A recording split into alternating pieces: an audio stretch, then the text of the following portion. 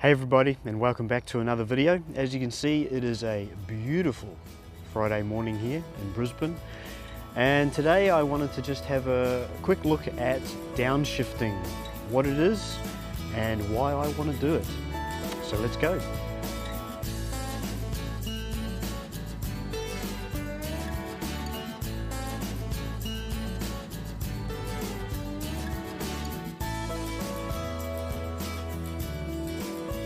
Alright, so what is downshifting? Well, I like to go to Wikipedia, which is one of my favourite sites, really handy for finding out about all these sorts of things. And this is basically what Wikipedia says the definition of downshifting is. So downshifting is a social behaviour or trend in which individuals live simpler lives to escape from what critics call the rat race of obsessive materialism and to reduce the stress, overtime and psychological expense that may accompany it. Now, like most things that I sometimes read on Wikipedia, I find they're a little bit like legal speak. They're fluffed up, shall we say. Don't get me wrong, I love Wikipedia, but sometimes it is a little bit, yeah.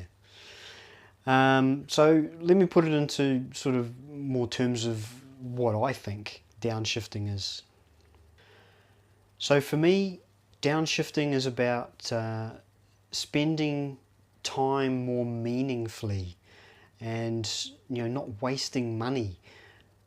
It's about slowing your life down and making those days seem like they last a little bit longer than what sometimes they probably do.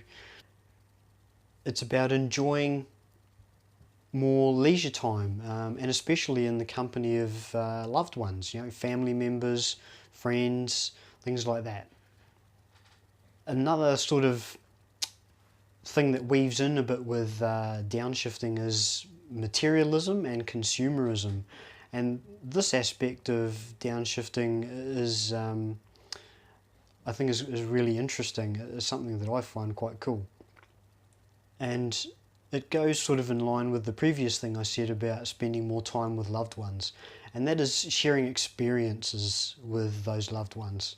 So, downshifting for me is more about rather than buying things for people and giving them presents all the time, it's more about, well, here's an experience. Let's go to the movies, or let's go on a holiday to this particular destination or whatever, rather than saying, well, here's a gift, here's a toy, go and play with it, or here's yet another item of clothing, things like this. So sharing experiences with people, I think, is really important.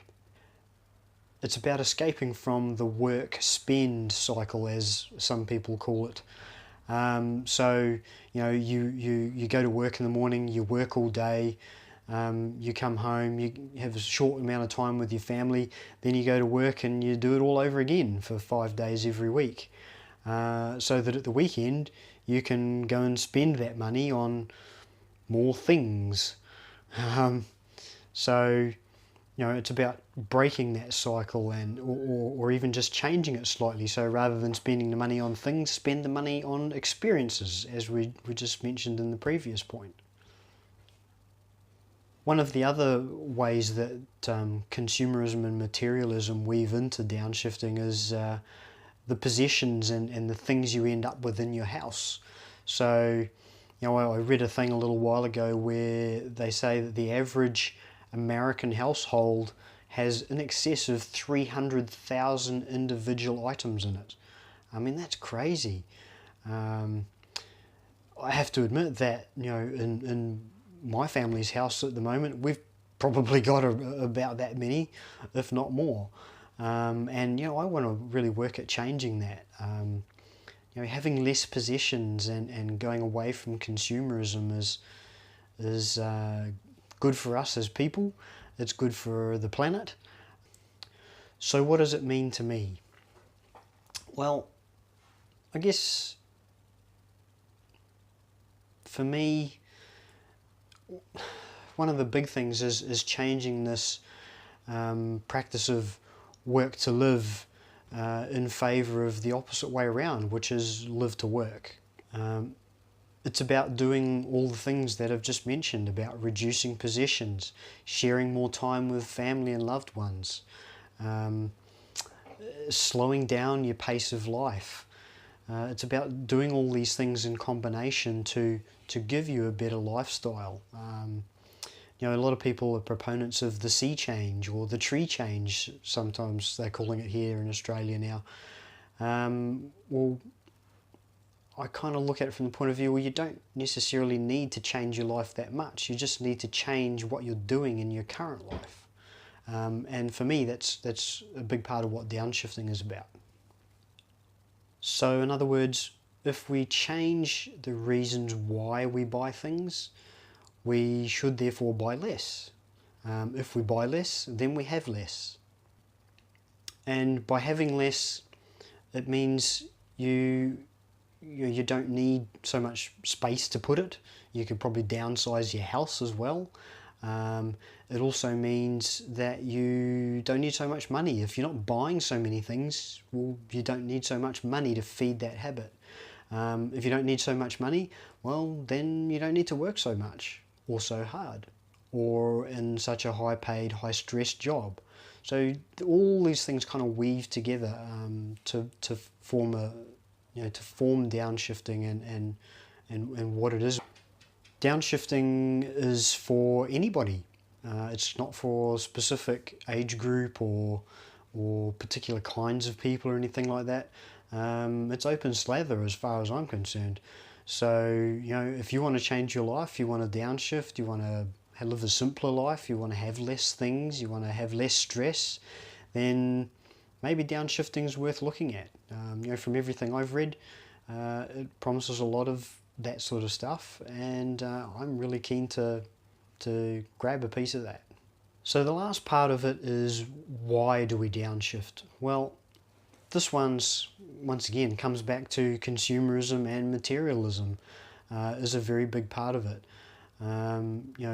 By having all these things, by working harder and having all these things and needing more money and spending more money and carrying on that cycle, we are feeding the consumerist machine. So, we want more, we buy more, we need more, apparently.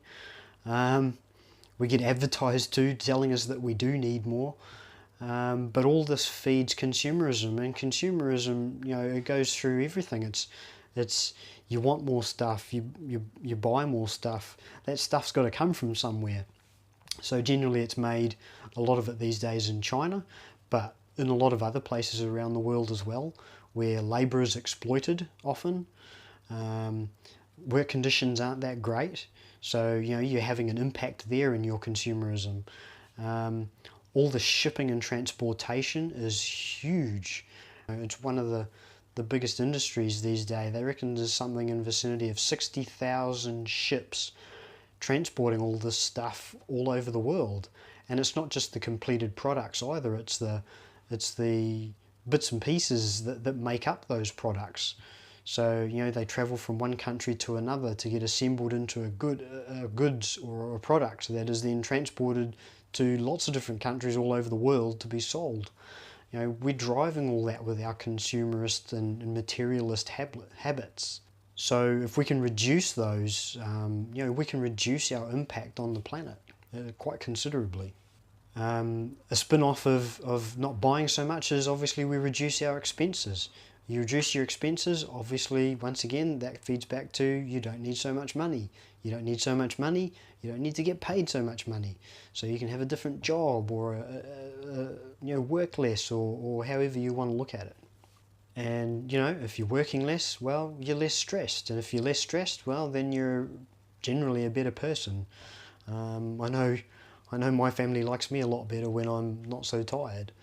So those are sort of the things that I see as what constitutes downshifting, what it means to me, and why I want to do it. And as I say, if you look at all these things and you start to draw a bit of a mental picture, they all interweave into each other. So they're all interdependent. And so if we can change start changing, one or even a couple of these things, we can start to impact all the other things as well, and it can have a bit of a flow-on effect. So there you go. That's my take on downshifting. So there you have it. Thanks for watching, and if downshifting sounds like something that you'd like to get into, then why not hit that subscribe button down below. The other thing you can do is leave a comment.